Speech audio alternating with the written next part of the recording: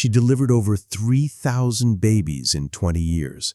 But when her own children needed her most, her healing hands could do nothing but watch them die. In 1881, in the remote logging town of Millbrook, Michigan, a woman named Constance Whitmore would face the cruelest twist of fate medicine had ever recorded. For 2 decades, she had been the angel of birth for countless families. Yet in one terrible winter, she would become the witness to medicine's darkest truth, that knowledge without power is the heaviest burden of all. This is the story of America's most tragic midwife, a woman who saved hundreds of lives, only to lose the ones that mattered most. The year was 1863 when Constance first arrived in Millbrook. She was barely 19, clutching a leather medical bag that had belonged to her grandmother. The town was nothing more than a collection of wooden buildings scattered between towering pine trees built around a single lumber mill that never stopped screaming. Winter arrived early that year, and with it came the first test of Constance's skills. Margaret Henley, the mill owner's wife, had been in labor for 18 hours. The town's only doctor had fled south when the war started, leaving behind a community of 200 souls with no medical care. Constance knocked on the Henley door as snow began to fall. Inside, she found Margaret barely conscious, her husband panting like a caged animal. The baby was breached. In 1863, this meant almost certain death for both mother and child. But Constance had learned more than just birthing techniques from her grandmother. She had learned to read the signs that others missed, the way a woman's breathing changed, the subtle shifts in color that warned of danger. Most importantly, she had learned to work with her bare hands when tools failed. 4 hours later, both Margaret and her son were alive. Word spread through Millbrook like wildfire. The young woman with the gentle hands had performed what the townspeople called a miracle. By 1870, Constance had delivered over 800 babies in Millbrook and the surrounding settlements. Her reputation stretched across 3 counties. Families would travel for days through dangerous wilderness just to have her attend their births. She never lost a mother. She never lost a child. The people of Millbrook began to whisper that Constance possessed something beyond medical knowledge. They called it the gift. Others used darker words. But Constance paid no attention to the whispers. She was too busy building the life she had always dreamed of. In 1872, she married Thomas Whitmore, a quiet carpenter who built houses for the growing families Constance helped bring into the world. Their home sat on a hill overlooking the town, surrounded by gardens where Constance grew the herbs she used in her practice. By 1875, they had 3 children of their own. Emma, age 5, with her mother's careful hands and curious eyes. James, 3 years old, strong and fearless like his father. And baby Catherine, barely walking but already showing signs of the intelligence that ran in Constance's family. These were the golden years.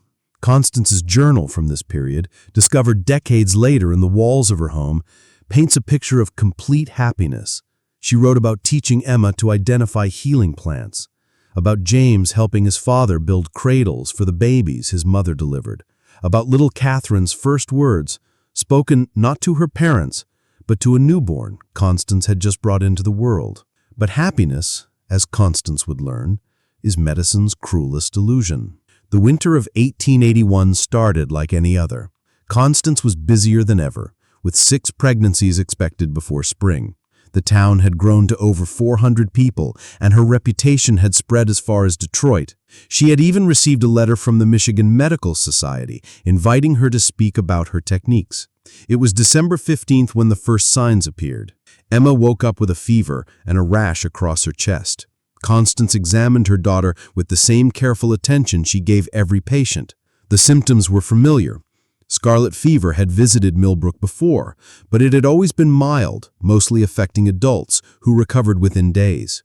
Constance prepared the same treatments that had worked countless times before: cool baths to bring down the fever, herbal teas to soothe the throat, rest and careful monitoring. Emma should have been better within a week. Instead, she got worse.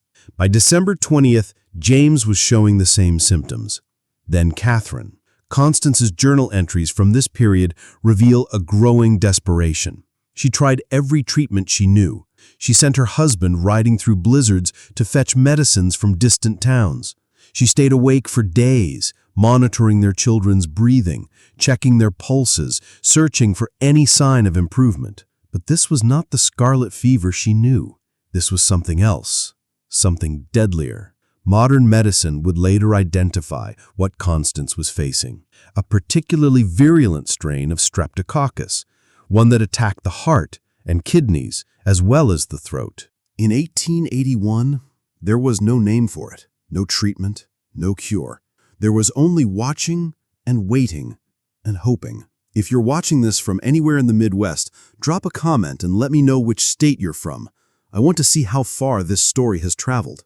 Emma was the first to die. On Christmas Eve, 1881, at exactly midnight, her fever broke in the way that meant the end. Constance held her daughter's hand as the life faded from her eyes. In her journal, she wrote only 4 words. My hands could not save her. James lasted 3 more days. His strong constitution, the same trait that had made him fearless in life, became a curse. He fought the disease longer, suffered more, gave his mother false hope with brief moments of improvement. When he finally died on December 27th, Constance had not slept in 6 days. Catherine, the baby, was the cruelest loss of all. She lived for 2 more weeks, long enough for Constance to believe that maybe, somehow, one of her children might survive. But on January 9th, 1882, little Catherine followed her siblings into the darkness that no midwife's hands could light. The town of Millbrook mourned with the Whitmers. These children had been born into a community that considered them blessed. Emma had already helped her mother with several births. James had been learning carpentry from his father, planning to build homes for the families his mother would help create. Catherine had been the town's baby, loved by everyone who knew her. But for Constance, the mourning was mixed with something darker: guilt. Her journal reveals the terrible mathematics that haunts every healer. In 20 years of practice, she had saved thousands of lives. But when her own children needed saving, her knowledge was useless. Her experience meant nothing. Her gift, as the townspeople called it, had abandoned her when she needed it most. The entries from January 1882 make for difficult reading. Constance questioned everything she had ever believed about medicine. She wondered if her success with other families had been nothing but luck.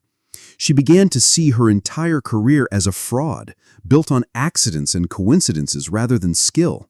She wrote, "I thought I understood birth and death. I thought I held some power over the passage between worlds. But I understand nothing. I am nothing. A woman who played at being God and learned too late that she was only human." Thomas tried to comfort his wife, but his own grief was overwhelming. In less than a month, he had buried 3 children and watched his wife transform from the confident healer the town depended on into a broken woman who could barely leave her bed. The people of Millbrook waited for their midwife to return to work. Pregnant women asked when Constance would be ready to help them, but weeks passed, then months, and Constance remained in her house on the hill, tending to gardens that no longer bloomed. Spring arrived in 1882, but it brought no healing to the Whitmore house. Thomas spent his days building coffins instead of cradles. Constance spent hers reading medical journals, searching for answers that would never come. She ordered books from Boston and New York, desperate to understand what had killed her children. But 19th century medicine had no explanations for the questions that tormented her. It was May 15th, 1882, when Martha Davidson went into labor. She was the wife of the mill's new foreman, pregnant with twins and experiencing complications that the town's new doctor, a young man fresh from medical school, could not handle. The babies were in distress. Martha was weakening. The doctor sent word to Constance. She was the only one who could save them. Constance's response, recorded in Thomas's journal, was heartbreaking. "Let them find someone else. My hands bring death, not life." But Martha Davidson was dying. The doctor had tried everything he knew. The baby's heartbeats were fading. In desperation, Thomas made a decision that would change everything. He went to his wife's room, knelt beside her bed, and spoke the words that would bring Constance back to the world of the living. 3 children have died, but 3,000 have lived because of you. Martha's babies will die tonight unless you help them. You can choose to let your grief kill more children, or you can remember who you really are." Constance looked at her husband for a long moment. Then she stood up, picked up her medical bag, and walked out into a world she had not seen in 5 months. What happened next became legend in Millbrook. Constance delivered Martha Davidson's twins in a procedure that lasted 7 hours. Both babies survived. Martha survived. The complications that had seemed impossible to overcome yielded to the knowledge and skill that grief had not been able to destroy. But something had changed in Constance. The townspeople noticed it immediately. She was quieter now, more careful. She still saved lives, but she no longer spoke of her work with the confidence she had once possessed. She had learned the difference between skill and miracle, between medicine and magic. Over the next 10 years, Constance delivered another 1,000 babies. Her record remained perfect. Not one mother died under her care. Not one child was lost to complications she could prevent. But she never forgot the lesson of 1881. She never again believed that her knowledge made her powerful over death. What do you think drove Constance to continue her work after such devastating loss? Was it duty, healing, or something else entirely? Share your thoughts in the comments below. The story of Constance Whitmore forces us to confront uncomfortable truths about medicine and healing. Her tragedy was not just personal. It revealed the cruel paradox that haunts every doctor, every nurse, every healer who dedicates their life to saving others. We want to believe that medical knowledge is a shield against death, that skill and experience can protect the people we love most. But Constance learned what every honest healer eventually discovers. Medicine is not about controlling death. It's about dancing with it, winning some battles while accepting that others are already lost. In 1892, Constance received a letter from the American Medical Association. They wanted to study her techniques, to understand how she had achieved such an extraordinary success rate. Her response, preserved in the association's archives, reveals the wisdom that suffering had taught her. "You ask for the secret of my success? I have no secrets. I have only hands that have learned to be gentle, eyes that have learned to see, and a heart that has learned the weight of every life I touch. I save lives not because I am more skilled than others, but because I remember with every birth that I am holding someone's entire world in my hands." The house on the hill still stands in what remains of Millbrook. The town itself disappeared when the lumber ran out, but Constance's home has been preserved as a historical site. Visitors can see her medical bag, her journals, and the garden where she grew the herbs that helped her save so many lives. But the most powerful artifact is the smallest one. In a glass case in what was once her bedroom sits a child's cradle carved by Thomas Whitmore in 1875 for baby Catherine. It was never used again after Catherine died. Constance kept it beside her bed for the rest of her life, a reminder of the children she could not save and the thousands she could. Constance Whitmore died in 1903, 22 years after losing her children. She was 69 years old and had delivered over 4,000 babies. Her funeral was attended by hundreds of people whose lives she had touched, children she had brought into the world, mothers she had saved, families she had helped create. But perhaps the most fitting tribute came from Martha Davidson, whose twins Constance had saved in 1882. Martha's children, now grown with families of their own, served as pallbearers at Constance's funeral. They carried her coffin to the cemetery, where Emma, James, and Catherine Whitmore had been waiting for 22 years. The headstone, carved by Thomas before his own death in 1899, bears an inscription that captures the essence of Constance's life. She brought life into the world and learned that love is both the greatest medicine and the deepest wound. Today, as we debate the ethics of medical intervention and the limits of healing, Constance Whitmore's story reminds us that behind every medical decision is a human being carrying the weight of knowledge and the burden of love. Her tragedy was not that she failed to save her children. Her tragedy was that she succeeded in saving everyone else and had to live with the knowledge that skill and love are not always enough. In our age of advanced medicine, we might think we have moved beyond the helplessness that Constance felt in 1881. We have antibiotics that could have saved Emma, James, and Catherine.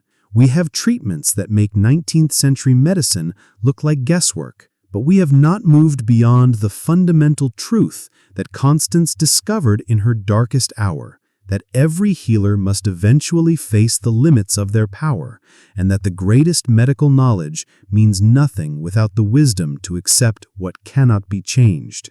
The next time you witness a birth, remember Constance Whitmore. Remember that behind the medical degrees and advanced technology, there is still a human being with gentle hands, careful eyes, and a heart that carries the weight of every life they touch.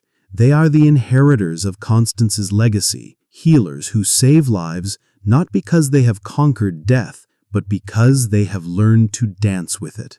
In a world that often forgets the humanity behind medicine, Constance Whitmore's story stands as a reminder that the greatest healers are not those who never fail, but those who fail with grace and continue healing anyway. She lost her own children, but saved thousands of others.